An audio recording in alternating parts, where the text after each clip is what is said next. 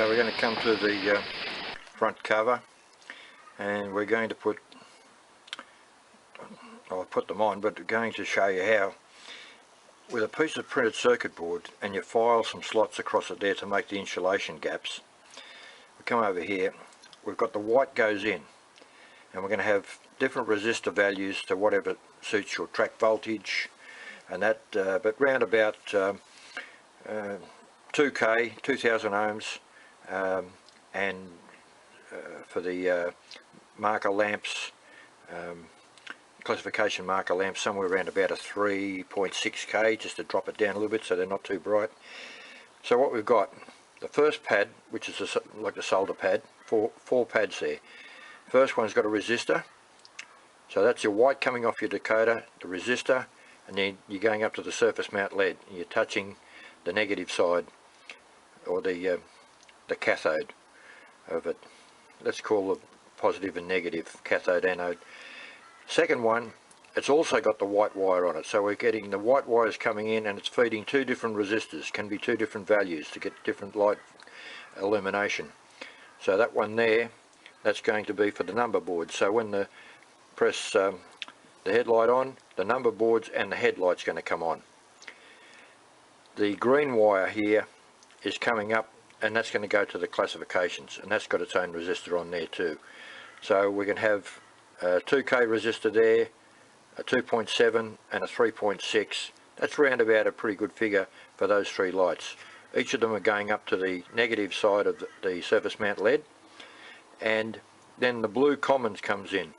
Now, as I showed you previous video on the tender, you can use track power, but because I'm going to have the decoder right next to in the front of the boiler. Now there's the boiler, so we're going to be putting the decoder inside there and to keep alive, and the lights are going on the front, so I may as well use the blue, it's there.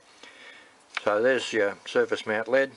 So in the sketch there, let's call in that one there the cathode and that one the anode. So that's the minus and that's the plus.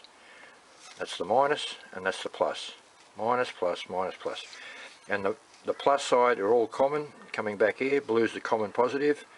So your negative in and your positive out, and they all light up. Same as a battery and a torch.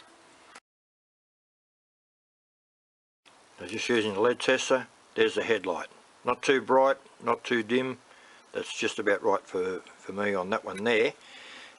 When you get used to using your lead tester and your track voltage and decodering, you get an idea of how much to use. So we've got the green and the blue, and there's the marker lights. Oh, come on. The green, get the green in. And so there's the classifications. Okay, I've just connected up the NCE. We're still on default, not 3. So headlight, and we want to put on the classifications. Turn them off, turn them on. Headlight on, headlight off, and I'll have to dual mode the green to the generator as well, so we get the generator and the marker lights on, because the lights have got to be powered by a generator, of course, or the dyno, so we'll dual mode those.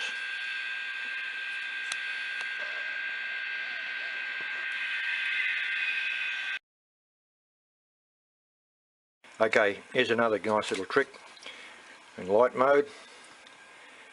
Testing that the coders, everything's good. 1, 2, 3, 4. There's your lights. So there's your all the colours apart from white and yellow. You've got green, violet, brown and pink. There we go. Off, off, off, off. On, on, on, on. There's all your lights working.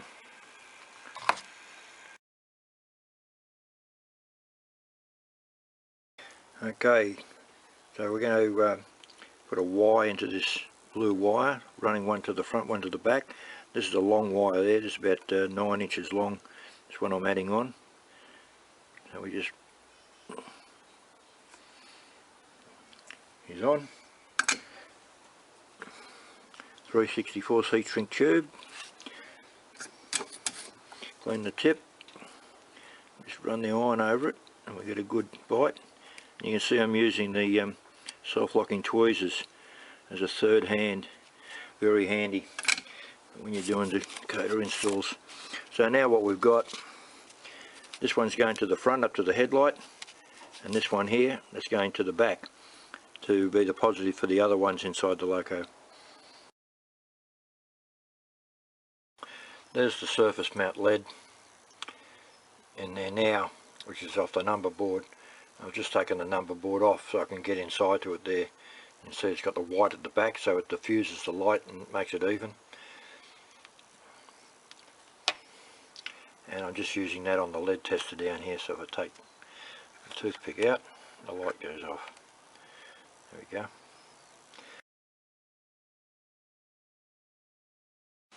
Okay, we can see the hole that we grooved out for the wires. Now to run the wires through from the Dakota, I've put a little bit of heat shrink on there, and I put some Kapton tape around, and I just threaded that around and round, so it's going to make it easier to just pull all those wires through in one go. And the blue wire that I tapped into to make a T, this goes down in the back, that'll be the pull-through wire. Okay, we put the front cover on, the wow and the keep alive are in there. We've allowed enough wire that we're not stretching anything. Wires that are coming out the back, we've got 10 wires coming out the back there now. We've got the red, the black, the blue, the orange, the grey, the tan wire. Whether we're going to use that or not for the cam, we'll decide later on. The green, the brown, the violet and the yellow. So there they are all there. So in the next part we'll run through assembling all the back part of it there in the boiler. Okay, we've got our lights working, headlight on and off.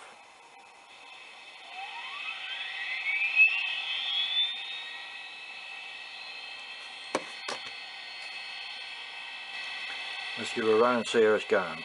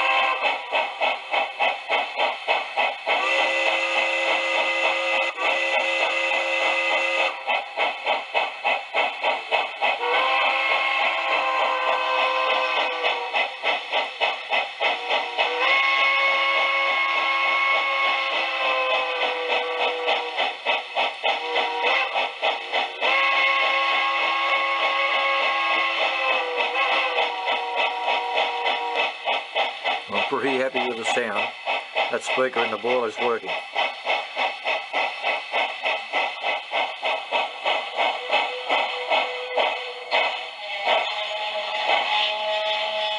And there's the brake. And that's still on default. I haven't done any programming yet.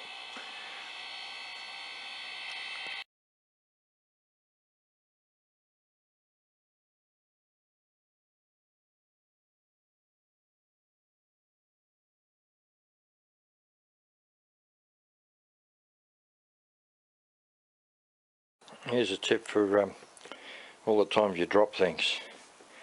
Just got a piece of board and a drop sheet just sits there, just comes up on my lap.